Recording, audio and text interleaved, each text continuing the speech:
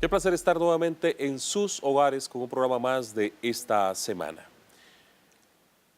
El 6 de noviembre del año pasado, el Estado de la Nación nos da unos indicadores en donde nos dice que prácticamente el país se encuentra sin rumbo, que se necesita hacer algo de manera urgente. También nos habló de las brechas sociales, cómo se están haciendo cada vez más polarizadas.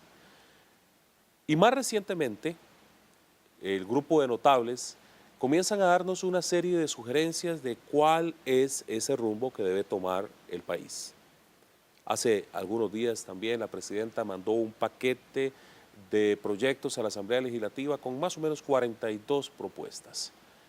Quisimos, a la distancia de que haya sucedido todo esto, tratar de analizar la viabilidad y cuál sería el problema de que no tomemos este tipo de rumbos para que las cosas caminen.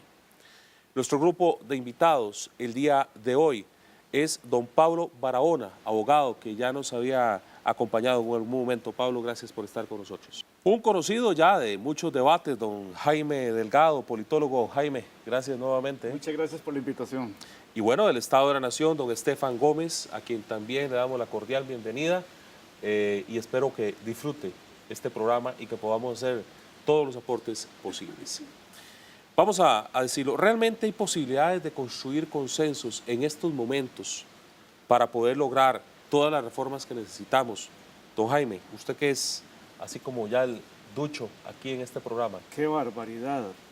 Hay posibilidades de hacer remiendos más. Es decir, pareciera como que el asunto se está convirtiendo en eso, un asunto de enmendar y remendar, enmendar y remendar.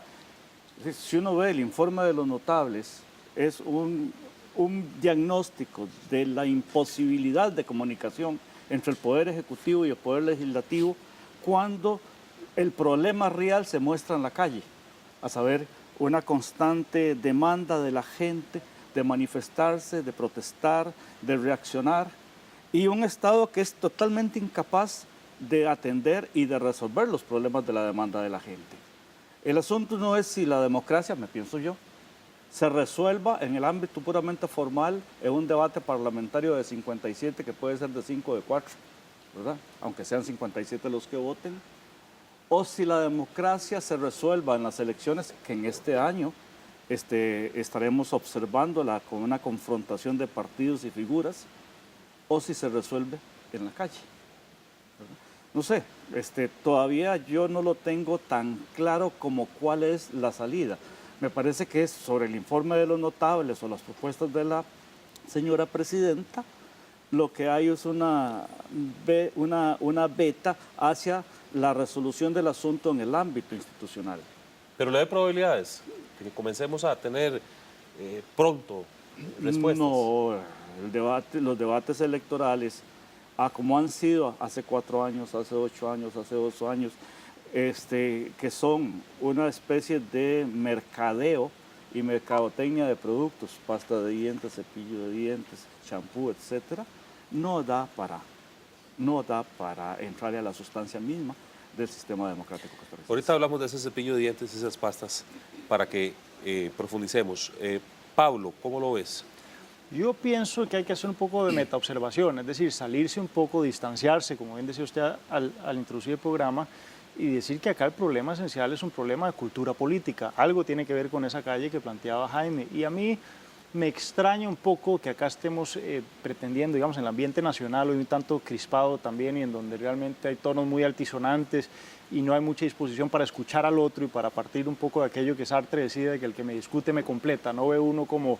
ve uno más animadversión que una observación cívica y objetiva como para ver, bueno, eso que usted me está diciendo, ¿verdad? Lo puedo integrar a mi acervo para sacar algo mejor.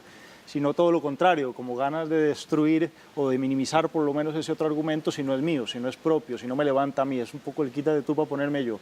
En ese sentido me parece que nuestra cultura política es una cultura muy pobre, estamos viendo los resultados de años de poca inversión en nuestra cultura política. Cuando hablo de cultura política quiero decir no solo de gobernantes, sino sobre todo a nivel de ciudadanía, una ciudadanía apática, distanciada y muy desinformada además, Y en ese sentido yo quiero decir que nosotros estamos sufriendo una falacia que normalmente los abogados llamamos la falacia legalista, y es pretender que las cosas se modifiquen, que las leyes hagan la realidad y no la realidad sea la que conforme las leyes. Acá ve usted que desde los notables y aún otros esfuerzos han sido muy parciales en el sentido, bueno, cambiamos el reglamento, cambiamos la Constitución y ya la realidad va a empezar a ser mejor. Y aquí, bueno, viene un argumento que se ha repetido mucho, pero que es cierto, el problema de gobernabilidad es sobre todo un problema de gobernantes, es decir, capacidad de gobierno, de capacidad de sujetos de carne y hueso, no de normas que son un cascarón vacío. Hay un lema, dice, los grandes casos normalmente producen pésima jurisprudencia. Yo quisiera pasar eso al ámbito legislativo y decir que normalmente las coyunturas calientes o los grandes temas crean pésima normativa, pésimas leyes. Yo quiero aquí también decirle un poco en presencia de Estefan, que es uno de los coordinadores del Estado de la Nación, que el Estado de la Nación, digamos, ha venido hace mucho tiempo ciertamente informando dónde están nuestros grandes baches, digamos, a nivel de administración pública, y también en ciertas ocasiones ha introducido recomendaciones. Han habido otros notables, otras personas pensantes también que ya han dicho y que han planteado soluciones. Yo, para caer en concreto en su pregunta, no le veo ninguna viabilidad política, sobre todo porque ya se nos vino la ola electoral, y eso sabemos que es una época de muchísima esterilidad porque se meten cálculos que poco tienen que ver con el beneficio patrio, ¿verdad? Me pone sobre la mesa otro de los planteamientos que ahorita voy a profundizar. Estefan, tu opinión sobre el tema. Bueno, creo que el diagnóstico es claro. Hay dos grandes temas y Pablo y Jaime lo dicen claramente. Y hay que poner en contexto cuál ha sido el mandato de la presidenta para la Comisión de Notables. Y el mandato era una comisión precisamente para hacer reformas institucionales para resolver el tema de la ingobernabilidad. Entonces es eso, son reformas institucionales para la ingobernabilidad. Y eso fue lo que hicieron. Esa es una parte de la historia, como dice Pablo, muy bien, la parte institucional y de reformas. La otra tiene que ver con cultura política. Y yo coincido efectivamente. Vía reforma institucional no vamos a resolver los grandes problemas de este país. Vía reforma institucional podemos ayudarnos a resolver algunos grandes temas, como el entrampamiento legislativo, algunos problemas de relaciones entre poderes, pero esa no es la gran solución. Ahora, la Comisión de Notables fue llamada para eso. No le podemos pedir más. Tenemos que tener eso en cuenta. Ahora, para caer en el año en el que esto resulta un producto nacional, año electoral, y Pablo lo dijo muy bien, y aquí creo que hay una ventana de oportunidad muy grande. Es decir, si los diputados y las diputadas quieren realmente terminar su mandato con un muy buen resultado, tienen una ventana de oportunidad de aprobar una serie de reformas que este país no ha logrado aprobar por los últimos 20, 25 años. Hacer el gol en el último minuto, como se podría decir en el fútbol, ¿no? Es una gran ventana de oportunidades. ¿Es factible o no? Por los resultados de los últimos años y el desempeño legislativo, yo me atrevería a decir que es muy difícil. Muy difícil porque es campaña electoral. Ya nos hemos dado cuenta que los partidos dentro del Congreso están muy divididos entre los mismos partidos, y ahora empiezan los alineamientos, digamos, de cara a las elecciones de 2014. Deberíamos de esperar. A mí, vamos a ver. A mí este tipo de esfuerzos me gustan porque por lo menos le marcan un norte a este. Déjenme usar el lenguaje del pueblo. En esta desmadre, que alguien comience a decir algo de alguna ruta, ya es una luz que enciende. Yo no quisiera ser como tan negativo. Quisiera volver, voy a irme a un corte comercial, voy a hacer este fragmento un poquito más pequeñito porque el otro voy a tratar de ampliarlo. En función de que se dice aquí que nos falta cultura política, que entramos en una campaña y nada va a suceder. Pero Esteban también abre la esperanza diciendo, bueno, si los diputados que están ahí quieren ponerse una flor en el ojal, pues háganlo. Ahora, deberíamos de esperar mínimo, que todos los candidatos que se van a lanzar tomen estas recomendaciones como parte de sus programas de gobierno, porque si no, no van a poder gobernar tampoco. Ya volvemos.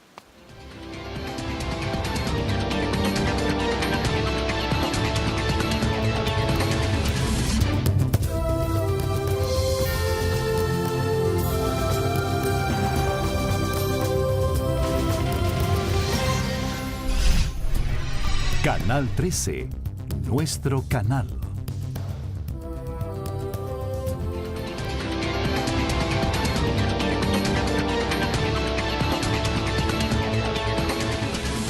Todos somos una sociedad donde no hay estamento militar, todos somos sociedad civil. Como se dieron cuenta, bueno, seguimos hablando acá y hablábamos del tema de la importancia de que don Jaime ha sostenido en varios programas, de esa participación de la sociedad en la calle, gestando fuerza. Y Pablo decía, bueno, pero ¿qué es eso? O sea, al final, ¿cómo defino esas participaciones, esa necesidad de que el pueblo también participe en la toma de decisiones? También decía yo antes de ir al corte comercial sobre la necesidad de que esto esté en los planes de gobierno, ¿verdad? Y entonces Estefan decía, bueno, es que también a ellos les sirve porque muchos de ellos son los mismos los que van a estar ahí. Y si no tienen forma de gobernar, pues van a tener otro problema grande también en las calles, don Jaime. Así es. Entonces, quisiera que habláramos del tema. ¿Es esto materia de discusión? ¿Debe ser materia en la actualidad de discusión de cualquiera que pretenda alcanzar la presidencia de la República? Sí, sin duda. El Estado de la Nación ha venido diciendo que ya se acabaron las ganancias fáciles, ya no podemos seguir pateando el tarro hacia adelante. Ya eso se acabó y lo hemos visto. Es decir, por mucho tiempo no solventamos el problema de la Caja Costarricense del Seguro Social, Seguridad Social, ya nos reventó. Por mucho tiempo, más de 15 años, no hemos resuelto el tema de las finanzas públicas, una reforma fiscal ya nos reventó. Entonces, hay temas que han venido explotando que no son de este gobierno, dicho sea de paso, hay que dejarlo claro, son temas heredados, grandes problemas inconclusos. Y quien sea que vaya a ganar en la siguiente elección, ya sea oficialismo u oposición, no lo va a tener fácil, porque finalmente hoy la mesa de decisión no está conformada por dos grandes bloques. Hoy tenemos 8 o más bloques y necesariamente el que venga a gobernar o la que venga a gobernar tiene que entender que hoy la política cambia en Costa Rica e implica sentarse a negociar, sentarse a conversar con sectores sociales, con sectores empresariales, con la academia, entre bandos políticos. Es necesario una forma diferente de hacer política y no es retórica, porque finalmente la falta de diálogo y negociación para poner en práctica muchas de estas decisiones es lo que nos ha tenido en los problemas, digamos, en los que hoy estamos, en el zapato en el que nos metimos, pues. Bueno, hay un asunto que es muy interesante a propósito del estado del informe de los notables y quiero partir de ahí. El hecho de que el informe se hace, lo señalamos acá, sobre la base de que hay una ingobernabilidad, a saber, la cosa no camina. Es decir, ahora, aquí hay un supuesto de fondo, un concepto de ingobernabilidad que incluso el mismo informe lo plantea como la ilegitimidad de los que están para hacer lo que quisieran hacer, porque también hay una serie de inconvenientes e imposibilidades que la misma institucionalidad pone en evidencia, incluso con el reglamento legislativo o la tramitología y las cosas en la Contraloría o en la Sala Constitucional. Eso, digamos, es parte del diagnóstico. Pero hay un asunto que está también en el fondo del informe y es el asunto de la demanda de la gente. A saber, la ingobernabilidad tiene que ver con la capacidad o incapacidad que tienen los que están arriba de ejercer el poder y la aceptación o no aceptación de los que están abajo por aceptar a los que están en el poder o lo que hace el que está en el poder. Es una relación Estado-sociedad claramente en el tema de la gobernabilidad e ingobernabilidad. Pero el informe de los notables se desarrolla sobre la base de 97 recomendaciones, diagnósticos, ese tipo de cosas. La mayor parte de ellas, el 40 y no sé cuánto por ciento, incluso referidas a las relaciones Poder Ejecutivo Poder Legislativo, básicamente. Unas cuantas, no es la cuarta parte, referidas al Poder Judicial, otras a la Contraloría, casi muy pocas al Tribunal de Elecciones, e incluso algunos señalamientos prácticamente circunstanciales. Y a lo que tiene que ver con sociedad civil, solo una, es crear el Foro Económico Social, el Consejo Económico Social. Pero cuando habla del Consejo Económico Social, lo hace de la manera más burlesca y con todo el respeto a los notables, de la forma más poco seria. Es un Consejo Económico Social que no tiene poder vinculante, que no hay obligación de convocarlo, que si se le convoca para el tema específico en que se les está convocando y que no tiene carácter resolutivo, sino solamente deliberativo. Por lo tanto, ¿para qué? Si uno ve la forma como sale el informe de los notables, no hay en la base de información viva o documental para el informe, ni sindicalista, ni dirigente comunal, ni dirigente social, ni gente de la calle, ¿verdad? Excepto alguna información de unos cuantos intelectuales que le sirven de insumo. Pero, a ver, también hay que decir que en muchos momentos, y recuerdo en unas épocas que me tocó estar en la Asamblea Legislativa, se decía, hagamos grandes grupos, tratemos de llegar a consenso, que participe todo el mundo, y no se llegó a nada. El esfuerzo de la concertación, por ejemplo. Absolutamente a nada. Y el Estado, por ejemplo, que lo hemos tenido en este programa, cada vez que intenta hacer algo, se siente muchas veces maniatado. Entonces, vea qué detalle, don Jaime. Mientras una municipalidad hace un puente con 40 millones de colones, si lo hace el MOB cuesta 70. Porque tiene que pasar por un montón de procedimientos, por un montón de cosas, ¿verdad?, que al final se las apelan para que dure 8 meses más. Y al final el Estado, el de la calle, o sea, el Alan Trigueros que anda en la calle, lo que necesita es que le arreglen el hueco, que alguien le resuelva las cosas. Entonces, cuando tenés un aparato estatal que no funciona porque está totalmente trabado, alguien lo debe destrabar, porque en burocracia se debe gastar millones, pero millones de colones. Y perdón que casi me tire yo, que comúnmente trato de que los invitados sean los que hablen, pero si trato de hablar por la gente que está en la calle, sinceramente, yo lo que necesito es que me resuelvan mis problemas. Para eso es el Estado, ¿o no? Para que esté bien la Caja Costarricense de Seguro Social, para que el MOB me arregle carreteras, para que tenga gente de seguridad. Esa es mi inversión en impuestos, ¿o no? Pero si se me va todo el dinero en trámites y cada vez que alguien pretende hacer algo, lo traban y me dicen, sentémonos a dialogar y a consensuar, yo creo en eso, pero no pasa nada, entonces ya yo me empiezo a preocupar, ¿verdad? Bueno, yo partiría de algo que dijo Estefan hace un rato, y es que este gobierno no es responsable, digamos, de las grandes crisis institucionales que estamos viviendo. Tal vez el gobierno en sí, es cierto, recibe, digamos, el final, digamos, del coletazo de una crisis institucional que viene gestándose muy atrás, pero sí viene la misma clase política y del mismo partido político, en esencia, de donde también la presidenta viene. O sea, no es una sorpresa para alguien que ha sido ministra, que ha sido diputada de esa misma clase política, de ese mismo partido en gobierno.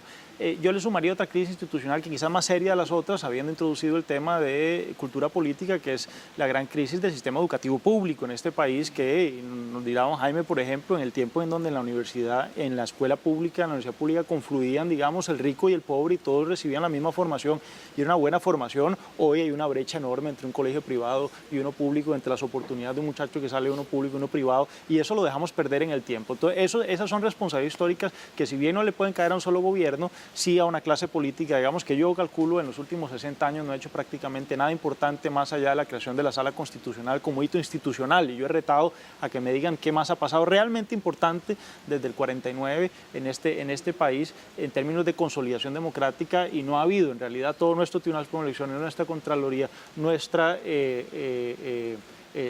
independencia institucional viene de más atrás. Pero yo, partiendo de ahí, quiero decir que hay que tener un poco malicia indígena también en esto, decir que normalmente las comisiones son usadas políticamente para posponer decisiones que son políticamente muy complicadas, y hasta dónde no es esto un poco aquella parábola de los mismos que crearon la enfermedad nos vienen a vender el hospital, porque yo ahí sospecho un poco de hasta dónde realmente esto es un esfuerzo sincero por cambiar las cosas, sobre todo porque no se toca, es algo que decía muy bien Jaime, no se toca el tema de reforma electoral. Lo decía Ortega y Gasset, toda la democracia depende de un mísero detalle, y lo cito textual, el sistema electoral, ¿verdad?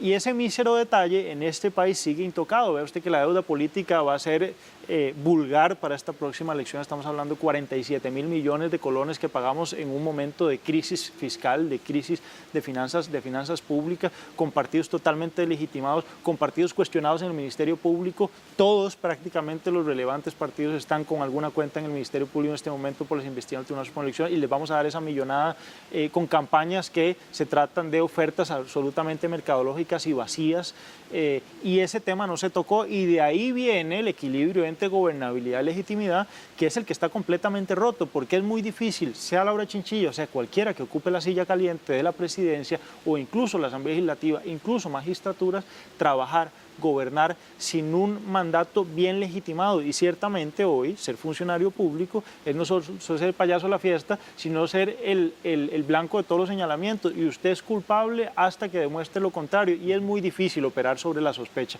Entonces yo quiero decir que... Pero además llegas a tratar de gobernar y hay todo un montón de estructuras aquí lo sabes, que no te permiten, o sea, que siempre te dicen, Pero no, ¿quién eso no las se ha puede, creado? eso no se Claro, puede, eso pero no se puede. son Se ha ido heredadas, cociendo el tiempo. son heredadas de esta misma cultura Se han ido política que ha cociendo el construido tiempo. eso. Entre otras, ¿por qué? Bueno, porque vivimos una cultura absolutamente prebendal en donde se ha ido creando una superestructura gubernamental que al final sirve ¿para qué? Para dar prebendas de campaña, es decir, para ubicar a la maestra, que en el fondo no es maestra, sino que es prima del otro. Lo vimos Sí, en el caso de Walter pero- Céspedes cuestionado, y así históricamente, digamos, cito un caso puntual de algo que sabemos que es de usanza política. Entonces, a lo que voy es a que yo no dudo de la sana intención de estas personas técnicamente muy capacitadas que integró la presidenta en esta comisión, no lo dudo. Incluso veo con muy buenos ojos que hayan habido diferencias, por ejemplo, que Manrique Jiménez se haya plantado y haya dicho en esto, en esto, en esto no hubo consenso.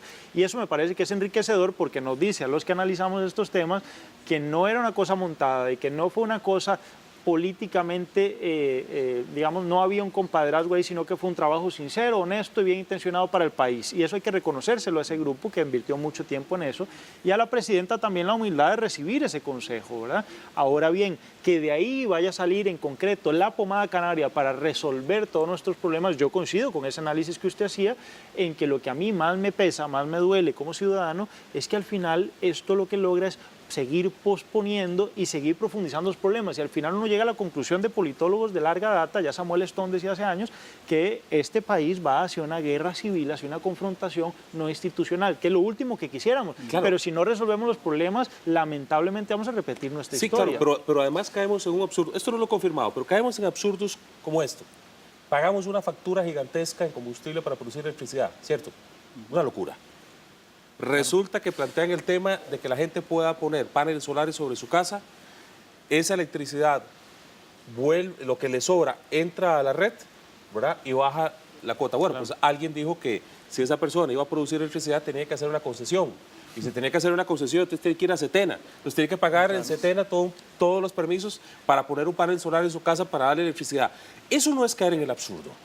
Eso no es caer en el sentido común, y ahí es donde yo me rehúso a que no podamos salir, no pueda este país salir del absurdo para hacer cosas que son tan lógicas y que caigamos en ese tipo de cuestiones. Entonces, en efecto, creo en la disposición de la gente en la calle, pero es que, como lo decías bien, el pato de la fiesta, ponen a cualquier jerarca y prácticamente entra maniatado para poder hacer algo. ¿Cómo descongestionamos esto? Y bien lo decías vos, Estefan, debe ser tarea prioritaria para cualquiera que quiera gobernar ahora. Sí, Alan, y ahí yo quisiera como que pongamos un poco en perspectiva qué es este país, qué es este Estado y qué es esta sociedad. Efectivamente existe una gran frustración, que es la que nos estás contando, digamos, y la que todos sentimos.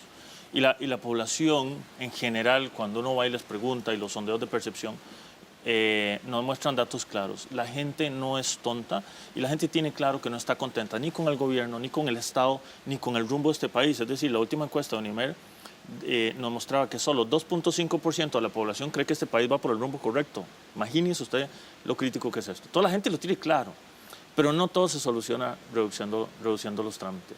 Esa es solo una pequeña parte que tiene que ver con la democracia más procedimental. Esa es una pequeña parte. Hay que reducirlo, sí, pero ojo con reducir trámites y quitar controles de camino, ¿verdad? Uno de los grandes problemas que hemos tenido es que los controles no los hemos utilizado adecuadamente. Esa es No, y una. además nos hemos llenado controles, porque todo el mundo es culpable antes, hasta que demuestre lo contrario. Claro. Entonces, nos llenamos de controles para que no se robe la plata, pero perdemos un montón de plata en burocracia. Así es. Así que hay que tener cuidado. Pero entonces yo quisiera poner otro tema sobre la mesa, y es lo que significa ser una autoridad legítima en este país hoy, en el mundo hoy. No solo un tema de nuestro país. En 1985, los costarricenses tenían un apoyo al sistema político por encima del 85-87%. Eso significaba que una gran cantidad de gente en este país, la gran mayoría, veía como legítima la autoridad. y aunque no le gustara lo que la autoridad decía, la ejecutaba porque veía una autoridad legítima. Eso es casi como que el hijo puede ser que se pelee con su papá o su mamá, pero ven a ellos una autoridad legítima y entonces les hace caso sobre la hora de llegada. Hoy los costarricenses, solo un 56% apoyan el sistema político. Es una erosión muy fuerte de la legitimidad. ¿Qué significa eso? Que quien sea que vaya a ser gobernante hoy o mañana va a tener que estar construyendo su gobernabilidad todos los días. Ya la gobernabilidad por elección, vía sistema electoral, como decía Pablo, no es suficiente, porque además es muy poca la gente que finalmente nos elige o los elige. Todos los días hay que construir gobernabilidad. ¿Cómo se construye gobernabilidad? Con los sectores sociales, con los sectores nacionales. Y se construye gobernabilidad precisamente consultando a los empresarios, a los sindicatos, a los sectores sociales y a la academia. Es una gobernabilidad que tenemos que construir hoy. ¿Por qué? Porque tenemos más gente y más grupos dispuestos a no acatar la autoridad. Solo un 56% reconoce esa legitimidad por autoridad. Y eso es muy importante porque eso nos ayuda a explicar por qué en el 2011 tuvimos el tercer año con mayor movilidad de los últimos 17, rompiendo con todos los patrones. 632 acciones colectivas en un año. Y eso rompe con todos los patrones cuando el promedio había sido alrededor de 400 por año.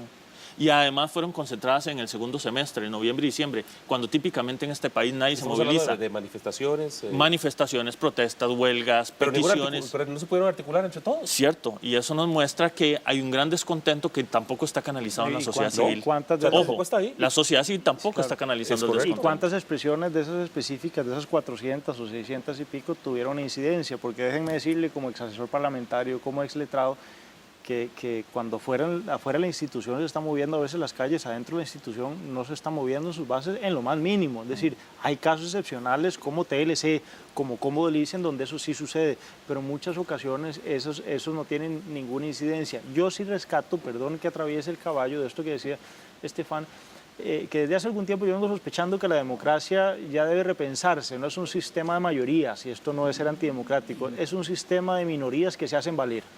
Es decir, en el fondo la democracia debe empezarse a pensar por aquella gente que sí participa, es decir, que sí aparece en esa escena.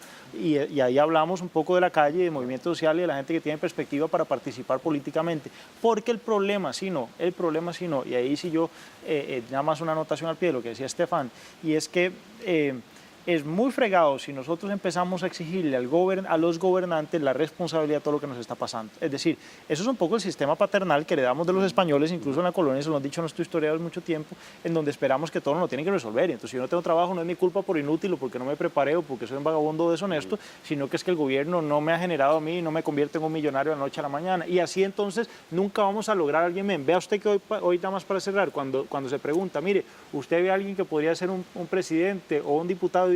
No hay, y mentira, en este país hay gente buena, pero esperamos que asomen la jupa para cortársela. Claro, es una cosa muy complicada, es una lógica un poco suicida. Quiero entrar, porque además lo hacen anónimamente.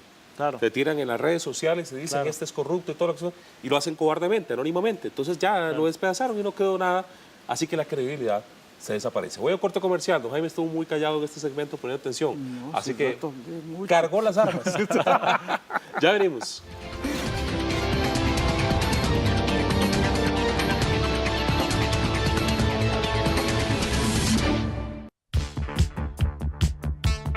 Toda la información que usted necesita la encuentra en www.sinar.go.cr. Las noticias de último momento, reportajes, nuestros programas, consejos, recomendaciones y nuestra señal en vivo, usted la puede descubrir a un clic de distancia. Accese nuestro sitio web y únase a la comunidad del SINART.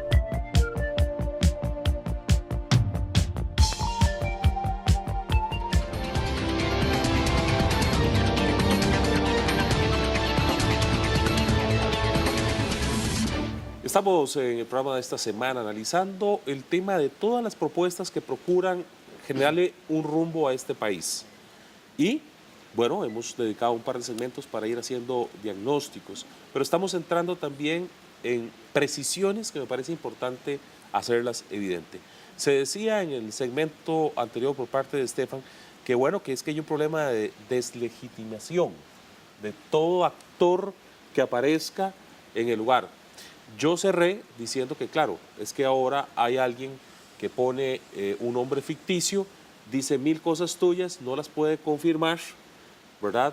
O usa lo que le dicen por ahí y publica lo que quiere, ¿verdad? Para tratar solo de dañar a la gente. Esa es la naturaleza que se está usando hoy, ¿verdad? De una u otra manera, el papel de los medios de comunicación, incluyendo hoy las redes sociales, ¿han deteriorado la democracia? Vea, ¿O la han fortalecido? Vea, Puede ser ambas, ¿no? voy a matizar el tema de la democracia de la calle porque puede quedarse muy suelto por ahí y pensarse que solo estoy hablando, cuando hago uso de ese término, de la manifestación callejera, esa que es un garrote en la mano y a esperar el leñazo a la policía. No, también es democracia de la calle, también el debate público, el debate, la manifestación, el escrito, la propuesta, que no está propiamente institucionalizado en el ámbito del Estado. Y en ese sentido, los intelectuales, y uso el término intelectual en el sentido más amplio, y ahí meto también a los medios de prensa y a la comunicación, son parte de esa sociedad civil que también forma parte de la democracia de la calle. Un par de ejemplos, un par de ejemplos que me parece que son notables. Es decir, la lucha por la defensa del fotocopiado, ¿verdad? La otra, la lucha por la defensa de la caja, ahora señalo el tema de la caja, y dos tipos de lucha de la callejera, y la otra, la lucha contra la minería a cielo abierto, que significó una gran marcha, pero también una pelea en el ámbito institucional. Esas son parte de esas expresiones que se dan en el ámbito de la sociedad civil y que posiblemente descoordinadas unas de otras. Ve que puse 3 ejemplos que no necesariamente tienen que ser vistos como ejemplos coaligados, son simplemente dedos de una mano que no se convierten todavía en puño, ¿verdad?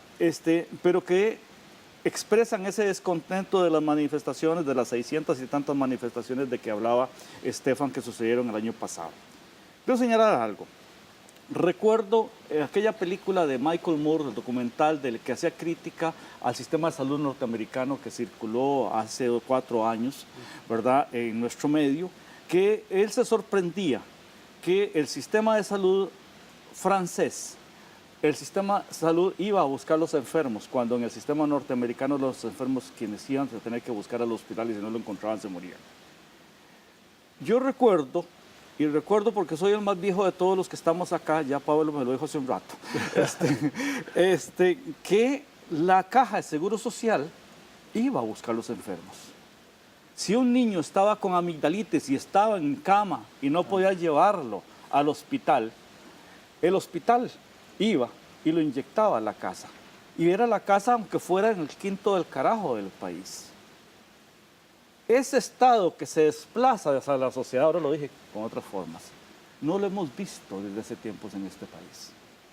Todo lo contrario, si estoy enfermo tengo que ir a hacer fila, y hacer fila y pedir cita y entrar en toda la burocracia que la caja me expresa para llegar al médico y que me presenta como acto de insolencia para llegar al médico.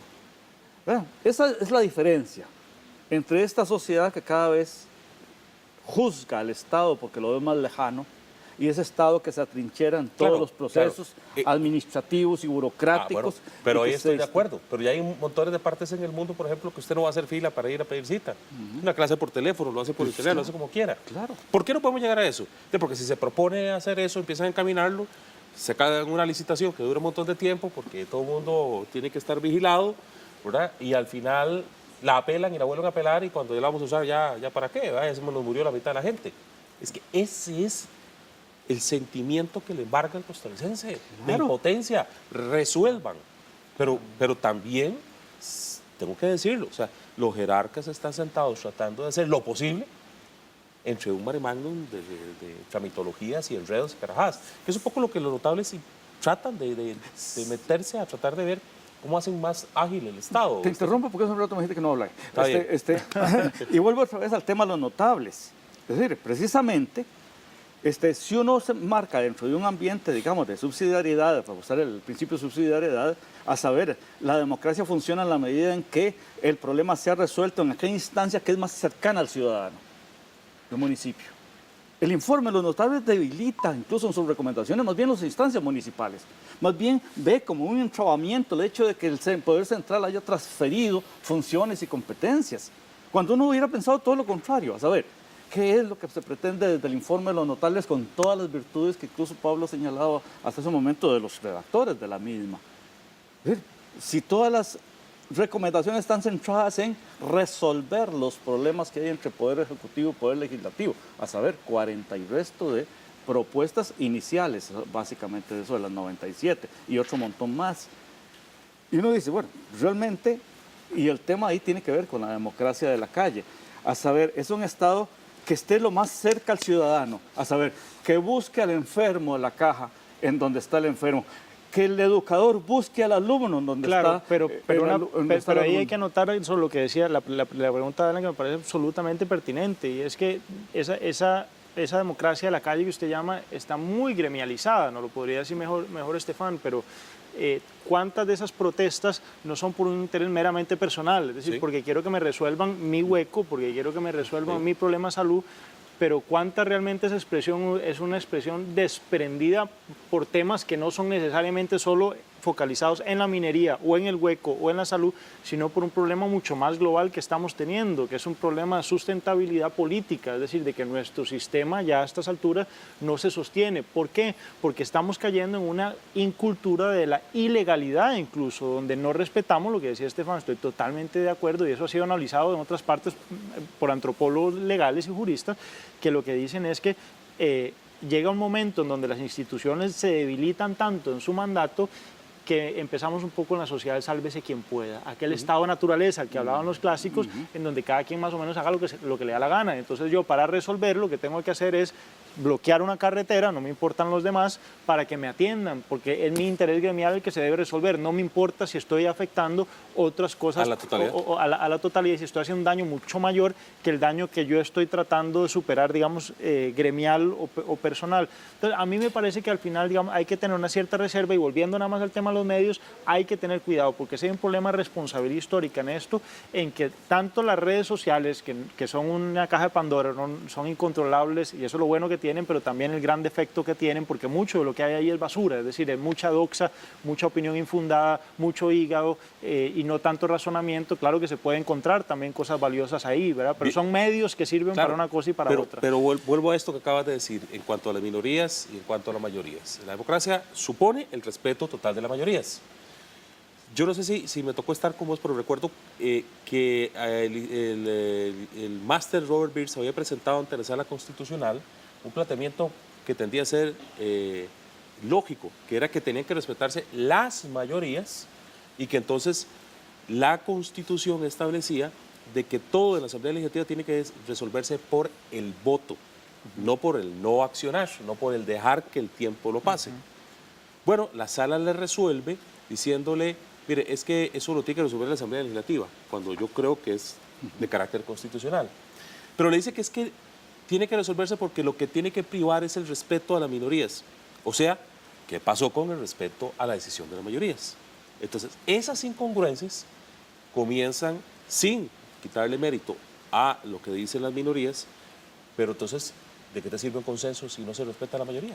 Sí, Alan, pero creo que eso que estamos hablando tiene que ver con diseño institucional, que es finalmente lo que la Comisión de Notables fue llamada. Entonces, claro, porque una de las propuestas es exactamente que toda votación se dé, no se resuelva por el voto. Claro. Entonces, es totalmente lógico, ¿no? Claro, pero es que aquí estamos creo que estamos hablando de diferentes niveles, digamos, de análisis y además de acciones. Las de diseño institucional son las que competen directamente a la Comisión de Notables. Entonces, retomemos un poco como los grandes conceptos. Efectivamente, la democracia funciona con base en mayorías y respeto a minorías. Esa es la lógica. Es con base en mayorías y respeto a minorías. ¿Qué es lo que tenemos nosotros en el país? Una democracia que fue instituida y además desarrollada en un escenario con dos grandes partidos políticos, bipartidismo. Y ahí fue donde se fortaleció esta democracia. Es decir, las reglas del juego hoy están hechas para dos grandes bloques. Pero el escenario no es de dos grandes bloques. Hoy tenemos 8 partidos con representación en el Congreso. Nunca antes... ¿Y estos partidos, así que con más representación? Claro, y dentro de esos partidos se dividen, y entonces no tenemos 8, a veces tenemos 15 fracciones. Pero las reglas del juego siguen siendo para 2. Por eso, algunos partidos más pequeños, en algunos casos con una sola curul, ven en los mecanismos institucionales, incluso dentro del reglamento legislativo, opciones para entrabar y poner 5.000 mociones y que esto no camine. Y uno solo mata la decisión de Claro, los 50 y restantes. entonces aquí es donde hay que plantearse reformas institucionales. Hay que volver a readecuar las reglas del juego democrático para una sociedad, un sistema político que hoy tiene muchos partidos. Muchos partidos es bueno porque grupos sociales, minorías se ven representadas en el gobierno y tienen voz y voto. Eso es muy bueno, pero exigen una gran responsabilidad en otro sentido. Y Pablo ahora lo decía, vamos a tener mucho más grupos separados y necesitamos entonces conversar porque finalmente esto funciona con base en mayorías. Es decir, 50+1 es finalmente lo que vota las leyes. No podemos escapar a eso. Entonces, Pero es un espejo la Asamblea Legislativa hoy de lo que sucede en la sociedad, donde una sola persona puede paralizar todo. Claro, definitivamente. Y eso es muy riesgoso, porque yo quería agregar lo que está diciendo Estefan, que yo no sé hasta dónde también muchos de diseño institucional, digamos, de cosas que teóricamente podríamos pensar como modelos sanos para una sociedad políticamente muy enferma. Quiero decir con esto, nada hacemos, y eso lo digo, digamos, un poco desde la formación profesional de abogado, que ya no cree tanto en la ley, digamos, como cuando estudiante uno podía creer, lo digo como profesor de Derecho, además también, y eso es algo que trato de reproducir siempre en mis estudiantes, y es que el derecho no cambia la realidad. Es decir, ahí el problema no es tanto de si el reglamento legislativo le da posibilidades a alguien de bloquear o no.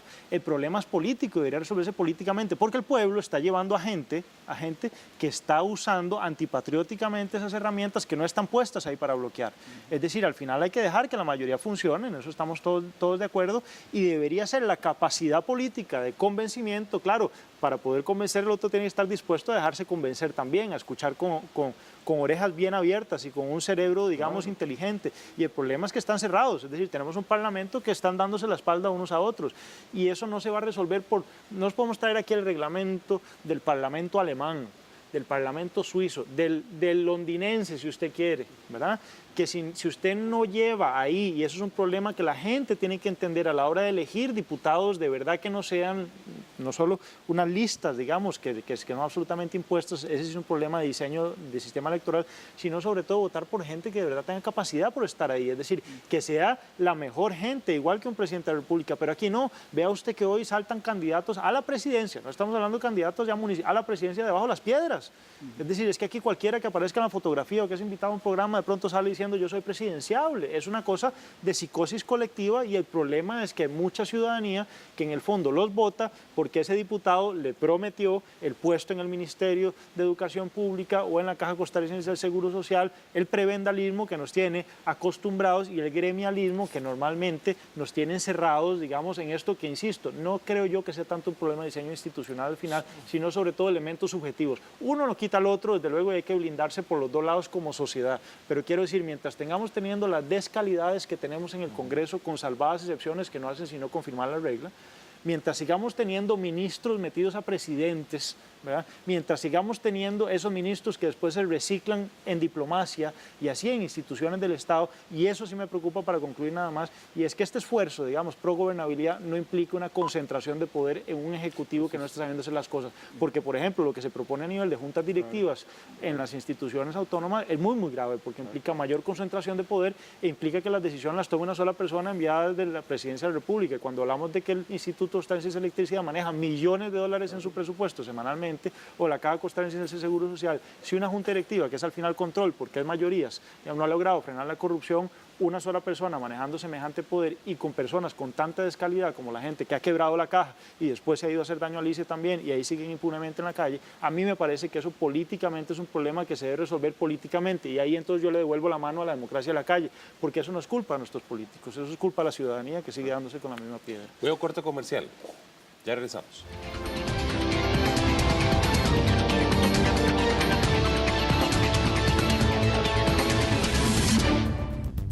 Descubra más del CINART a través de sus redes sociales.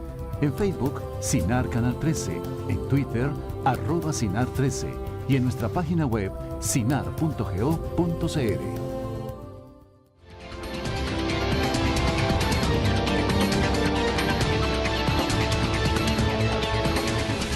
Bien, vamos a continuar con el programa, el debate aquí continuó.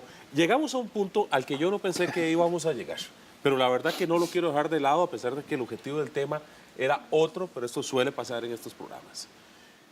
vamos a ver, si todos estos proyectos van a la Asamblea Legislativa y como está tan dividida la Asamblea Legislativa, los intereses van a estar ahí pululando de un lado para el otro y una sola persona puede votar todo el trabajo de los notables y votar todo el trabajo del gobierno, más todo el trabajo de la Asamblea Legislativa, porque las mayorías no son las que están definiendo, ¿verdad? Y me gusta lo que dijo, no estoy en contrario a eso, estoy diciendo, se debe respetar a las mayorías con respeto a las minorías, pero no que lo que las minorías dicen sea lo que se decida, porque así no funciona la democracia. Entonces encontramos una democracia que está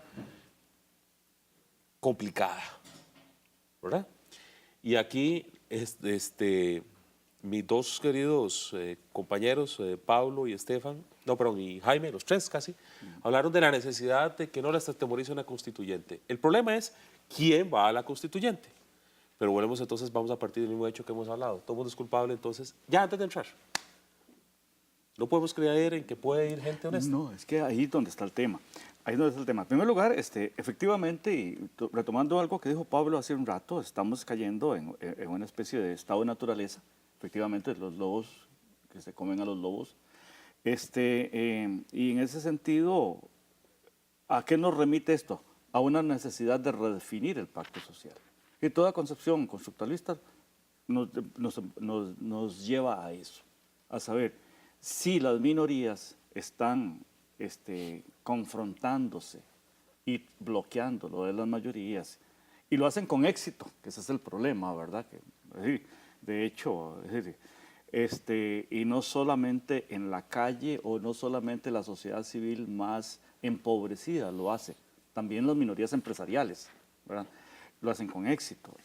Es decir, los gasolineros, pienso en ellos, ¿verdad? Los distribuidores de combustible. Posiblemente a lo que nos está llevando el asunto es a reconstituir el pacto social. Y claro, a partir de ahí entramos en otro escenario, el escenario pues, de la constituyente. Es decir, a mí cuando se ha hablado de constituyente me suenan campanas interesantes. Digo, ¿por qué? Porque esto es llevar otra vez a la sociedad un debate que posiblemente lo tuvimos hace mucho tiempo y que lo debimos haber resuelto hace más de 60 años, 49 ya hace mucho tiempo que pasó, ¿verdad? Y no es simplemente el asunto de reformitas aquí y por allá.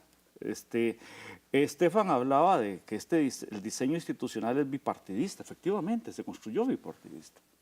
Y ya se entrabó porque el sistema político existente no es bipartidista, es multipartidista.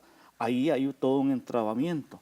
El tema de las mayorías, efectivamente, es evidente, ¿verdad? Un diputado no solo puede bloquear la Asamblea Legislativa, sino que incluso puede negociar, y lo digo con todas las palabras, el tipo más violado, que tiene una menor concepción sobre los derechos humanos, como el Justo Orozco, que se llegara a ser el presidente de la Comisión de Derechos Humanos, por una vulgar negociación que se hace ahí para conformar una mayoría, ¿verdad? Y efectivamente estamos en un ambiente en donde posiblemente requerimos a nivel de toda la sociedad, ¿verdad? De intelectuales, de periodistas, de profesores universitarios, de escritores y de movimientos sociales, debatir. Iglesia Católica que tuvo un papel muy fuerte en debatir el tema de si este aparato institucional debe quedar así como está o debe mejorarse. Y creo que los notables no apuntaron en ese tema. Pero el temor vuelve a lo mismo. Yo no sé cómo lo ven Estefan y Pablo, pero el temor, porque este tema lo he oído mucho, el tema de la constituyente, pero siempre termina con el temor de es que podemos perder lo que ya tenemos. Bueno, puede partirse por el hecho de que no se puede mejorar lo que ya tenemos. Y lo segundo es, ¿y a quién? Seguro se va a meter tal, seguro. Entonces no damos oportunidad. ¿Pero qué es lo que estamos prejuzgando a la gente que va a estar ahí? ¿Qué es lo que ya tenemos que no se puede mejorar? Esa va a ser la gran discusión. Bueno, pero que se dé. Esa es la gran discusión. Pero que se dé. ¿Qué es lo que queremos mantener? ¿Verdad? Yo preguntaría, empecemos con una discusión de qué es lo que queremos mantener. Y ya posiblemente ahí nos llevaremos toda la gran discusión. Porque en el fondo tiene que ver con una concepción de Estado. Es decir, yo creo que la Constitución nuestra es una Constitución muy buena. Es decir, tiene claro cuál es el rol del Estado, tiene claro cuál es el rol del mercado y ha funcionado así muy bien por mucho tiempo. Hoy Pablo lo decía, finalmente es un problema de operadores políticos, pero el Estado es el llamado para reducir la desigualdad hoy. Y así es en las grandes, digamos, en todo el mundo. Es el Estado, no es el mercado el que reduce la desigualdad. Eso está en nuestra Constitución. Hoy tenemos un servicio de seguridad social universal en este país gracias a muchas de estas ideas que salen de la Constitución.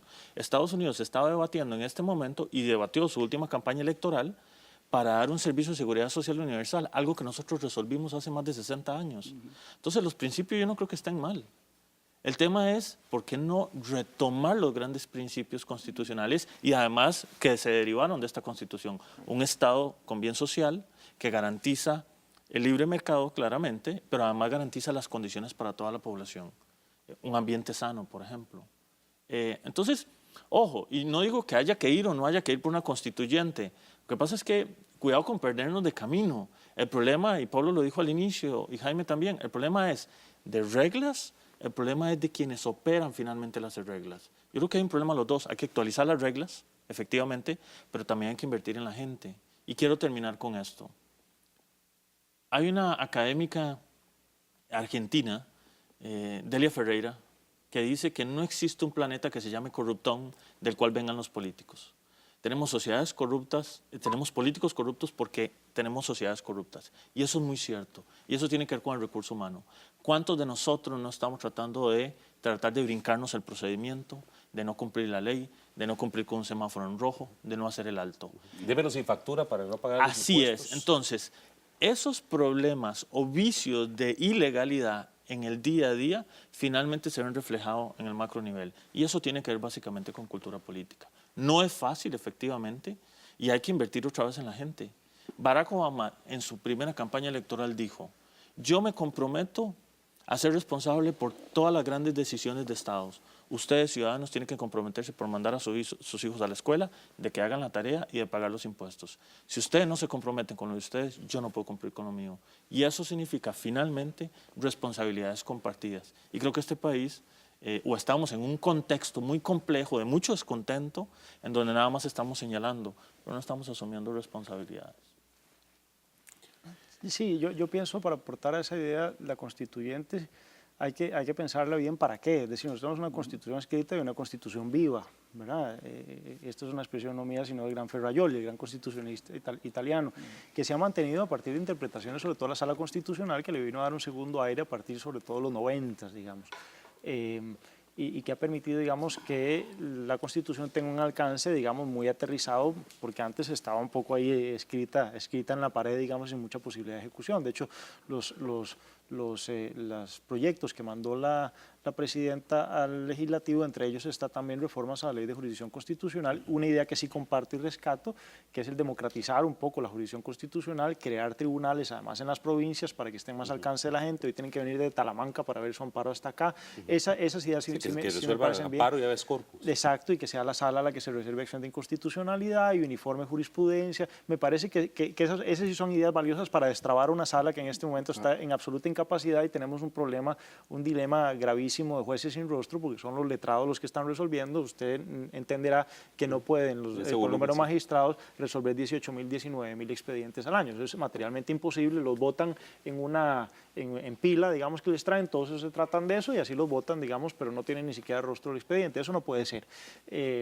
Pero la constituyente, entonces, hay que pensarlo un poco para qué. Hay ciertas normas pétreas, es decir, son normas que son inmodificables, que son alcances, por ejemplo, que ya son parte del pacto social, pues si no se rompe. Y eso se garantiza bastante fácil, porque la constituyente puede decir misa, al final tendrá que ir a consulta popular, creo yo que es la única forma de democratizarlo, y será ahí el compromiso de los ciudadanos, esa segunda parte del trato de tener que enterarse, tener que ir a leer, no porque me interesa a mí, porque estamos hablando de una constitución, no estamos hablando de un proyectito de ley o de un tratado de libre comercio, estamos hablando de la constitución del Estado, es decir, después de ahí no hay nada, desaparecemos como ciudadanos y nos convertimos en lo que éramos antes, simples súbditos, ¿verdad? Es decir, antes de ir a eso, tenemos que pensar para qué. No se puede, en eso yo estoy completamente en desacuerdo con los constitucionalistas que en este país han venido a decir muy pro statu quo, que se puede marcar la cancha a la constituyente, decirle un poco lo que decía hace un rato sobre el Consejo Social, decir, no, ustedes solo van a ver esto, lo demás no. Una constituyente no tiene freno, en ese momento la constituyente puede ver lo que sea, el único freno será la misma ciudadanía como pacto político elemental. si la constituyente se ve un poco como el electroshock, digamos, que le meten al corazón del infartado para que la sociedad, digamos, se reanime y modelice mucho mejor, por ejemplo, un régimen parlamentario y un régimen presidencialista. Esa va a ser una discusión esencial ahí para modelar todas esas reglas de las que bien hablaba Estefan. Ahora, vamos a la segunda preocupación, y es quiénes van a estar ahí, es decir, quiénes serán los constituyentes. Y si por la víspera se saca el día, vamos a entender, digamos, en esta cultura, que es una cultura todavía política bastante pobre, vamos a entender que probablemente van a querer aparecer muchos ahí, más en la foto que por los aportes que quieran hacer. Y otros van a tratar de colocar gente ahí que les resulten más tontos útiles, digamos, que gente realmente útil en términos patrióticos. Y eso sí es muy delicado. Eso sí es muy ¿Y eso no peligroso. lo puede decidir el pueblo de alguna manera? Bueno, habría que verlo, porque si nos vamos a Sartori... Yo, con porque una- ya los estoy prejuzgando, ya no ni arranco. ¿Ah? Sí. Bueno, claro. Me quedan 2 minutos, Claro. perdón. Ya con esto voy terminando. Así en rápido. ¿Creen que la Asamblea debería de resolver estas temáticas antes de irse o creen que el tema de la campaña les va a bloquear estas propuestas? En chiquitito. Estefan. Yo creo que es un contexto muy complicado. Se la pusieron difícil porque es año electoral. Ahora, yo sí creo que hay una serie de propuestas que valen la pena discutirlas y ojalá la Asamblea pueda aprobarlas para mejorar las relaciones entre Ejecutivo y Legislativo y desentrabar un poco. Ojalá que suceda, pero si no sucede en esta Asamblea Legislativa, va a tener que discutirse en la siguiente, sin duda alguna. Igual. Ojalá. Es el deseo que uno tiene, que las cosas funcionen. El asunto es que yo pienso que ya aquí a 3, 4 meses vemos a los diputados haciendo campaña en los barrios. Y eso es una realidad. Así los fue hace 4 años, así fue hace 8 años. Y para estos diputados que tenemos, pienso en la mayoría, ¿verdad? En la mayoría de diputados que tenemos, mira, lo que están es tratando de ver cómo se autorreproducen sus propios partidos para el próximo cuatrienio y para pasarle la pelota a los que vienen. Yo digo, lo deseable es que este año lo aprovechen, pero en esto soy pesimista, desgraciadamente. Sí, yo en un enfoque muy realista, y perdón, creo que la gran responsabilidad de que eso pase o no es de los comunicadores, no ni siquiera de los legisladores. Y voy a decirle por qué. Pienso que la única esperanza de que esto pase es realmente que la opinión pública, digamos, que forman ustedes, realmente presione de tal suerte en estas elecciones, indirectamente para que el ciudadano se dé cuenta, pegando color, para usar un buen criollismo, Sí, que no abanderemos el tema, que que es lo les que haga suele pasar. entender, que les haga entender a los parlamentarios que esto no va a tener un efecto vacío, es decir, que si no toman en serio esto, por lo menos algunas de esas reformas relevantes, sin demérito que las discutan y que algunas las aprueben y otras no, esto va a caer en el vacío. No le veo ninguna posibilidad, un poco por las descalidades que están personalmente hoy imperando en la Asamblea Legislativa, porque se viene, digamos, el interés electoral encima y eso normalmente no ayuda, sino que ensucia mucho el panorama, pero creo que la única esperanza es que los medios de comunicación rescaten lo que de ahí es relevante y a partir de ahí los ciudadanos exijan también que se resuelvan los problemas, que como usted bien decía, es lo que la ciudadanía está esperando, porque lo importante no es tanto que se deseche un proyecto de ley que es sano, sino que se deseche la esperanza de todo un pueblo que está atrás esperando que esta cosa funcione. Yo quiero agradecerle a mis 3 invitados, a Estefan, a don Jaime y a Pablo por haber compartido conmigo estas reflexiones. Al final, como bien lo está diciendo Pablo, el interés es que el tema no caiga, que el tema se sostenga, que el tema se siga debatiendo, que sigan existiendo oportunidades para la esperanza. Y los señores diputados pues tienen la palabra en este momento y yo quisiera de una u otra manera también que este país, como lo quieren todos, avance. Gracias nuevamente a todos ustedes y como siempre que Dios bendiga a los hogares de todos y cada uno de los que habitamos este precioso país.